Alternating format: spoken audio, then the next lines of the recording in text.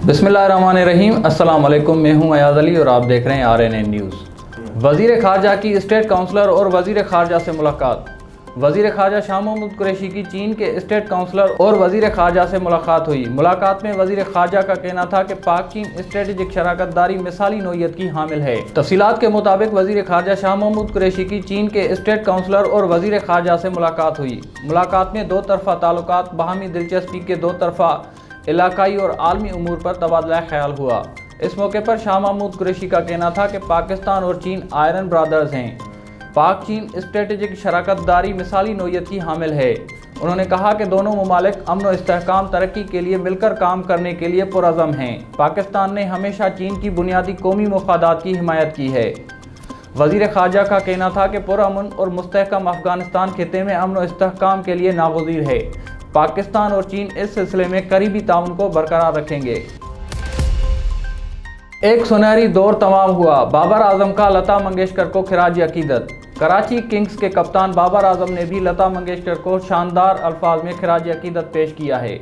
तफसीलात के मुताबिक समाजी राब्ते की वेबसाइट ट्विटर पर भारतीय गुलकारा लता मंगेशकर को खिराज अकीदत पेश करते हुए लिखा कि एक सुनहरी दौर तमाम हुआ, लेकिन लता मंगेशकर की जादुई आवाज़ लाखों दिलों में जिंदा रहेगी। बाबर आजम ने लता मंगेशकर का पोर्ट्रेट शेयर करते हुए लिखा कि लता मंगेशकर किसी से कोई मुआवजा नहीं किया जा सकता। वाज़ेह रहे कि बॉलीवुड में 6 दहाइयों से अपनी बेमिसाल और जादुई आवाज़ में 20 साल से भी ज़ायद ज़बानों और 30,000 से ज़ायद नगमों को अपनी आवाज़ देकर Guinness book of world record में नाम दर्ज कराने वाली मौसीकी की देवी लता मंगेशकर आज मुंबई के अस्पताल में इंतकाल कर गई थी। दुनिया भर में मौजूद लता मंगेशकर के चाहने वालों के लिए यह खबर बिजली बनकर गिरी। न सिर्फ भारत बल्कि दुनिया के तौल अर्ज से लता मंगेशकर की मौत पर अफसोस का इजहार किया जा रहा है, जबकि सोशल मीडिया पर भी लता मंगेशकर ट्रेंडिंग में शामिल हो चुका है। शहजादा चार्ल्स बादशाह एहलिया कमीला मलका बरतानिया होंगी। प्लाटिनियम जुबली के मौके पर 95 बरस की मलका एलिज़ाबेथ ने अहम ऐलान करते हुए कहा कि उनके बाद शहजादा चार्ल्स बादशाह और उनकी एहलिया कमीला पार्कर मलका बरतानिया होंगी। अपने पैगाम में मलका बरतानिया ने कहा कि ख्वाहिश है कि प्रिंस चार्ल्स किंग बने तो duchess of carnival queen consort बने। साथ ही उन्होंने ये तवक्का जाहिर की कि अवाम चार्ल्स और कमीला का भी साथ देते रहेंगे। मीडिया रिपोर्ट्स के मुताबिक मलका के ऐलान ने बरतानिया में अगली नस्ल को तख्त सौंपे जाने से मुताल्लिक गैर यकीनी सूरत-ए-हाल ख़त्म कर दी है। रिपोर्ट्स के मुताबिक क्वीन कंसोर्ट मुराद बादशाह की शरीक हयात है, ताहम अब डचेस ऑफ कार्निवाल की क्वीन बनने में कोई रुकावट नहीं होगी। मरियम नवाज का मानी की बात पर रद्द अमल। पाकिस्तान मुस्लिम लीग नून की नायब सदर मरियम नवाज ने अदाकार सलमान साकिब अल मरूफ मानी की बात पर रद्द अमल दिया है। अदाकारा मानी और हेरा ने इमरान खान को तनकीद का निशाना बनाया और कहा कि पानी सर के ऊपर से नहीं बल्कि लोग समंदर की तह के नीचे जा चुके हैं, लिहाजा इमरान खान को लोगों को घबराने की इजाज़त दे देनी चाहिए। मानी ने यह भी कहा कि इलेक्शन हुए तो नवाज शरीफ 90% वोट ले जाएंगे। मरियम नवाज ने अपने ट्विटर अकाउंट पर रीट्वीट किया और कहा कि मैं मानी की इस बात से मुत्तफिक हूँ। रोजनामा अलिफ इस्लामाबाद, कराची, हैदराबाद, ठट्टा, सक्कर से बैक वक्त शाये होने वाला बड़ा अखबार सिंध भर के तमाम न्यूज़पेपर स्टॉल पर दस्तयाब। आप आज ही पढ़े रोजनामा अलिफ। अफगान दरामदात के लिए EIF फार्म की शर्त ताहुक्म सानी ख़त्म। वज़ीर आज़म इमरान खान की हिदायत पर कस्टम हुकाम ने अफगान दरामदात के लिए स्टेट बैंक की इलेक्ट्रॉनिक इम्पोर्ट फार्म EIF की शर्त ताहुक्म सानी ख़त्म कर दी।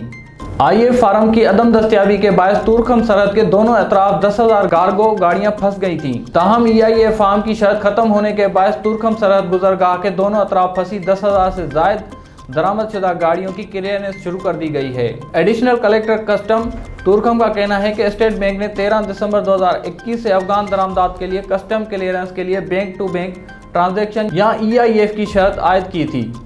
ताजिर ज़िया सरहदी ने मजीद कहा कि चूँकि अफगानिस्तान का बैंकिंग निज़ाम गैर फ़ाल है, इसलिए ताजिर के पास EIF फार्म दस्तियाब नहीं थे। ताहम शर्त के खात्मे से कस्टम क्लियरेंस के अमल में तेज़ी आई है। अफगानिस्तान की कमज़ोर मईशत के पेश नज़र पाकिस्तानी एक्सपोर्ट लोकल करेंसी में क्लियरेंस भी ज़ेरे गौर है।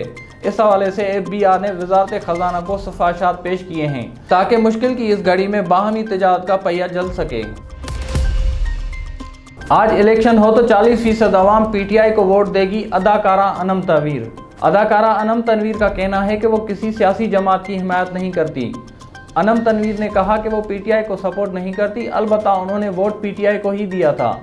एक सवाल के जवाब में अदाकारा ने ख्याल का इजहार किया कि वो अगर इंतखाबात होते हैं तो 40% अवाम पाकिस्तान तहरीक इंसाफ को वोट देगी, जबकि फैसल जावेद का कहना था कि उनके मुताबिक 50% अवाम पीटीआई के साथ होगी। दूसरी जानिब सेनेटर फैसल जावेद ने कहा कि महविश हयात से पहले माहिरा खान को तमगा इम्तियाज मिलना चाहिए था। इसके अलावा फैसल जावेद ने यह भी कहा कि उस्मान बुज़दार के सामने शहबाज शरीफ का कोई मुकाबला नहीं है, उस्मान बुज़दार बेहतर हैं। सूबाई वजीर असद खोखर भाई, बेटे और भतीजे के खिलाफ कत्ल का मुकदमा दर्ज। सूबाई वजीर सेहत हाउसिंग असद खोखर, उनके भाई, बेटे और भतीजे के खिलाफ एक शख्स के कत्ल का मुकदमा दर्ज कर लिया गया। पुलिस के मुताबिक वजीर हाउसिंग पंजाब असद खोखर और उनके करीबी रिश्तेदारों के खिलाफ मुकदमा सूबाई वजीर के गांव मानूवाल के रिहायशी अजीम की दरख्वास्त पर दर्ज किया गया। शरक पुलिस का कहना है कि मुकदमे में असद खोखर, मुदस्सिर खोखर, बेटे हमजा और भतीजे हसन खोखर को नामजद किया गया है। एफआईआर के मतन के मुताबिक अख्तर हुसैन को असद खोखर के बेटे हमजा और भतीजे हसन ने कत्ल किया। हाजी अख्तर को असद खोखर और मुदस्सिर खोखर के मशवरे से कत्ल किया गया। एफआईआर में भी लिखवाया गया है कि मकतूल के भाई और वालिद को भी मुलजमान ने कत्ल किया था। याद रहे कि 6 माह कबल सूबाई वजीर के भाई मुबश्शिर खोखर को शादी की तकरीब में कत्ल किया गया था। IMF ने पाकिस्तान के साथ तय पाने वाले मुआहदे की तफसीलात जारी कर दी। आलमी मालियाती इदारे IMF ने पाकिस्तान के साथ तय पाने वाले मुआहदों की तफसीलात जारी कर दी हैं। IMF की जानिब से जारी की गई रिपोर्ट के मुताबिक IMF ने मुतालबा किया है कि पाकिस्तान तामीराती शोबे में मालियाती इदारों की एमनेस्टी स्कीम कंट्रोल करे।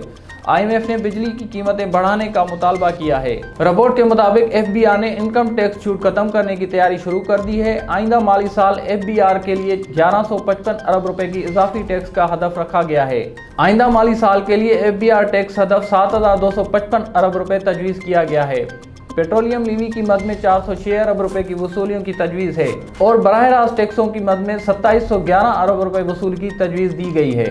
IMF ने मुतालबा किया है कि पाकिस्तान FATF के एक्शन प्लान पर अमल दरामद मुकम्मल करेगा। IMF ने मुतालबा किया है कि पाकिस्तान FATF के एक्शन प्लान पर अमल दरामद करे। पाकिस्तान ने मनी लॉन्ड्रिंग के खिलाफ 27 में से 26 नुकात पर अमल दरामद किया। पाकिस्तान अक़वाम मुत्तहिदा की तरफ से दहशतगर्दी के करार दिए गए ग्रुपों के रहनुमाओं के खिलाफ तहकीकात करके सजाएं दिलवाए। IMF का कहना है कि पाकिस्तान APG की तरफ से निशानदेही के बाद मालियाती निज़ाम में खामियां दूर करे। आइंदा माली साल के लिए सूद अदायगियों की मद में 3523 अरब रुपए का तखमीना है। अखराजात का तखमीना 12,994 अरब रुपए और आमदन का तखमीना 10,272 अरब रुपए लगाया गया है।